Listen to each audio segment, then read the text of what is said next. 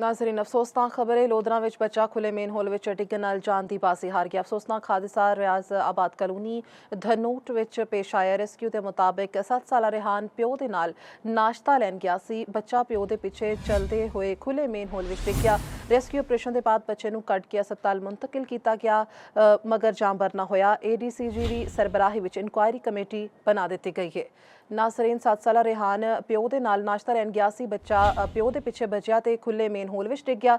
Rescue operation के बाद बच्चे नूं कट के अस्पताल मुंतकिल कर दिता गया है। अफसोसनाक खबर है, लोधरा विच बच्चा खुले मेन होल विच डिगन नाल जान दी बाजी हार गया। अफसोसनाक हादसा रियाजाबाद कलोनी धनोट विच पेश आया है। रेस्क्यू के मुताबिक 7 साला रेहान प्यो दे नाल नाश्ता लैन गया सी। बच्चा प्यो दे पिछे चलते हुए खुले मेन होल विच डिग गया। रेस्क्यू ऑपरेशन के बाद बच्चे नूं कट के अस्पताल मुंतकिल किया गया, मगर जान बर ना हो सकिया। लोधरा तो साडे नाल राव आमिर लाइन ते मौजूद है। मजीद तफसीलात उन्हां कोल जाने जी। आमिर, तफसीलात दसो। जी बिल्कुल है, रियाजाबाद कॉलोनी का 7 साला रेहान अपने वालिद अल्लाह रखन नाल नाश्ता लेने ਲਈ सही चौक जा रहा सी। वालिद दे पिछे पिछे आंदा होया ਉਹ अचानक खुले मेन होल ਵਿੱਚ ਡਿੱਗ ਪਿਆ, ਜਿਹੜਾ ਹਾਈਵੇ ਦੀ ਜ਼ੇਰੇ ਤਾਮੀਰ ਸੀਵਰੇਜ ਲਾਈਨ ਪਾਈ ਜਾ ਰਹੀ ਸੀ।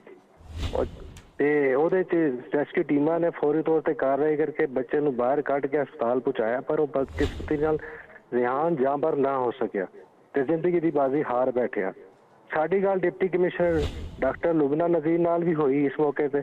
उन्होंने दसिया कि असी एक कमेटी इंक्वायरी कमेटी बना दी है, जिहड़ी 4 रुकनी कमेटी सानू फौरी तौर पर कार्रवाई करके जिम्मेदारां दा तयन करके उन्होंने खिलाफ कार्रवाई वास्ते दसेगी। सरे दस असी महकमा हाईवे के सीनियर सब इंजीनियर ते ठेकेदार के खिलाफ मुकदमा दर्ज कर दिता है। ਤੇ ਉਹਨਾਂ ਦੀ ਮੁਲਾਕਾਤ ਬੱਚੇ ਦੇ ਵਾਲਿदैन ਨਾਲ ਵੀ ਹੋਈ ਸੀ ਤੇ ਉਹਨਾਂ ਨੂੰ ਯਕੀਨਦਾਨੀ ਕਰਾਈ ਹੈ ਕਿ ਵੀ ਅਸੀਂ ਜ਼ਿੰਮੇਦਾਰਾਂ ਦੇ ਖਿਲਾਫ ਸਖਤ ਕਾਰਵਾਈ ਕਰਾਂਗੇ ਤੇ ਮਜ਼ੀਦ ਵੀ ਕਾਰਵਾਈ ਜਾਰੀ ਹੈ। ਜੀ ਬਹੁਤ ਸ਼ੁਕਰੀਆ, ਤੁਸੀਂ ਤਫਸੀਲਾਤ ਤੋਂ ਆਗਾਹ ਕਰ ਰਹੇ ਸੀ।